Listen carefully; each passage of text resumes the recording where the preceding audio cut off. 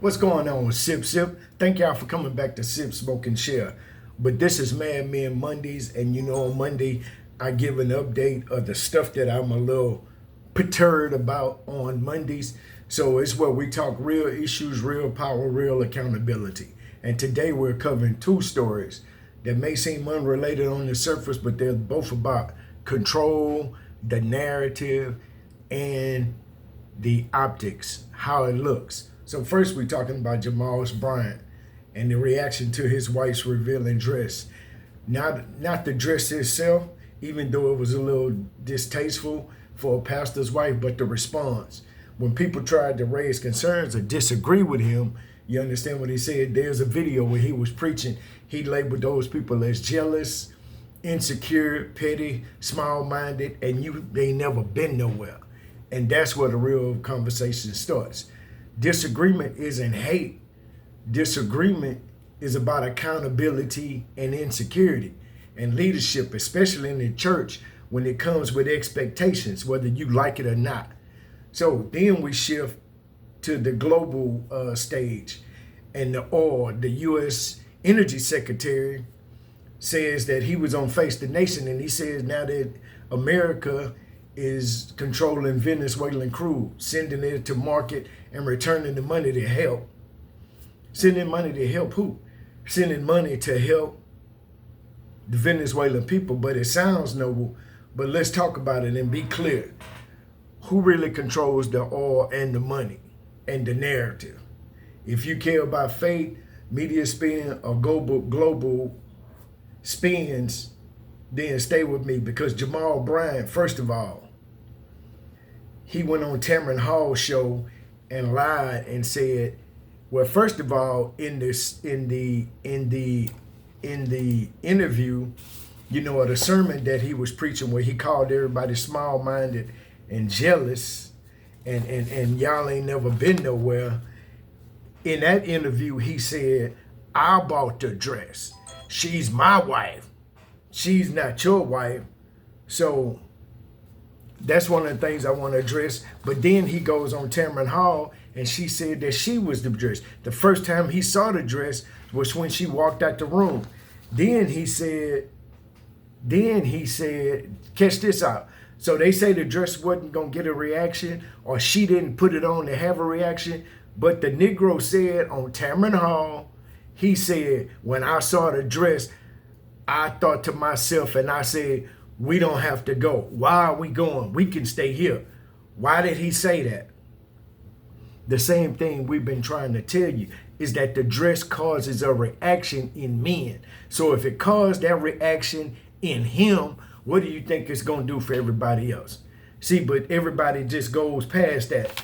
Let's see. What else did he say? He said, y'all have a false barometer on holiness. No, we don't have no false barometer, homeboy. What we have is that what we seen our parents and our grandparents do. Now that you want to come and change it and turn the 304 into a housewife, don't get mad at us and say we have a false perception of what holiness looks like. Your wife don't have to be holy, but goddamn, she can cover her ass up.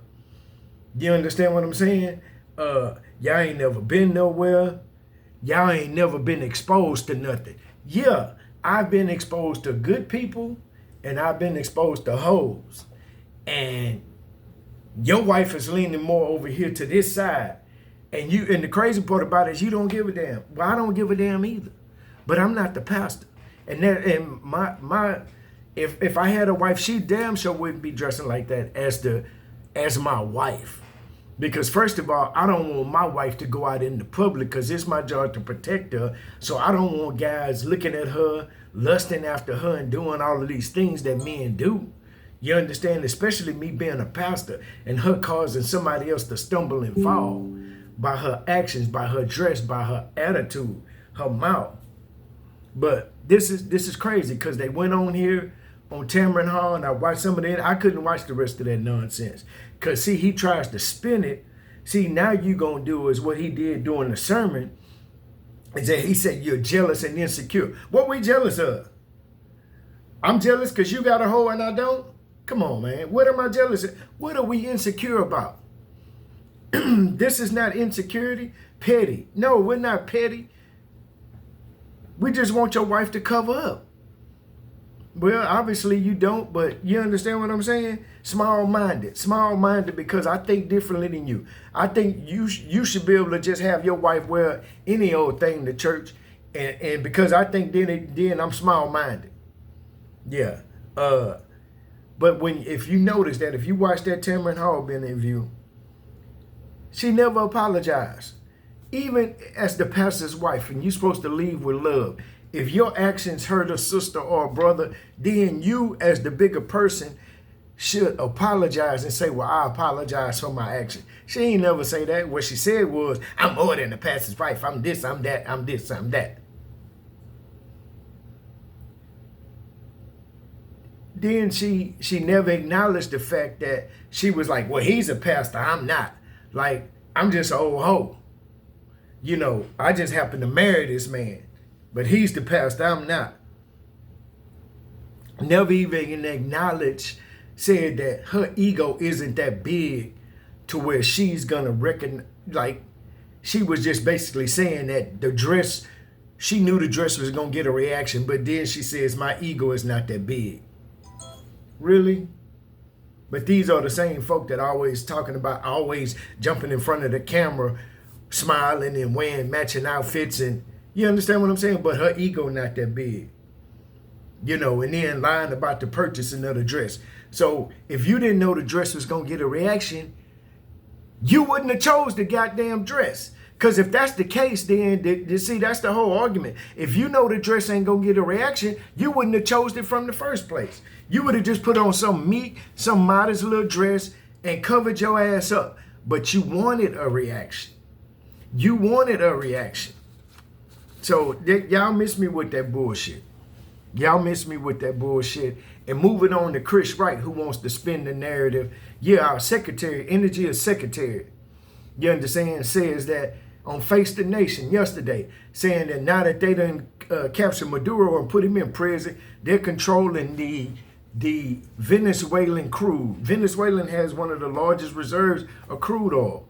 And you think it was, Trump said that we arresting this man because of drug trafficking. He didn't give a damn about drug trafficking. It's about this.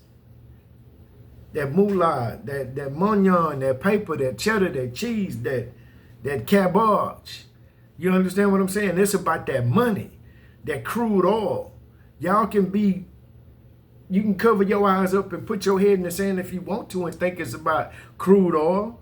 I mean, about drugs, because he just released the man and gave him a pardon. The one from Honduras or wherever he was from, he smuggled all these drugs and Trump gave him a pardon. It's about money. It's about control. You understand what I'm saying? It's about control. He says when it comes to the Americans, we are taking their crude and giving it to the marketeers, and we're going to put it in the public market for consumption. We are collecting the money, the funds, and we're going to bring it back to the Venezuelan people to help Venezuela and the people of America, Americans that live in Venezuela. Now, here's the question, if you believe that nonsense.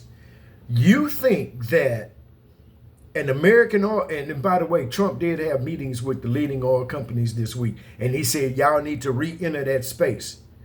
Y'all need to re-enter that space and go ahead and start taking over. So they cutting backroom deals already, and they're going to make it where they can go in there and start working the plants and, you know, the refineries to get that oil. So if you think that this is not about oil, then I got some land I need to sell you on Galveston Island. Yeah. If you don't think this is about oil, because what oil company do you know here in America that takes money, Exxon, Mobil, Shell, all of these oil companies, right? Which one of these companies, I want you to drop a comment in the description, that you know of that takes profits from these sale of this oil and give it back to the community? None. But now all of a sudden you want us to believe that you're going to take money from oil sales and crude sales and give it to the Venezuelan people? Come on, man. That's just as crazy as hell. But hey, y'all believe what y'all want to believe. This is running with Sip, Smoke, and Share, baby. Sip, Smoke, and Share. Y'all come back and join me. Sip, sip. Oh, by the way, give me a thumbs up like this. It don't cost you nothing. It don't cost you nothing, right? Give me a thumbs up, like, comment, subscribe. Tell your mama and them, your brother and them, your sister and them about this channel right here. I'm going all out. It's 2026, baby. It's time to get it. Sip, sip.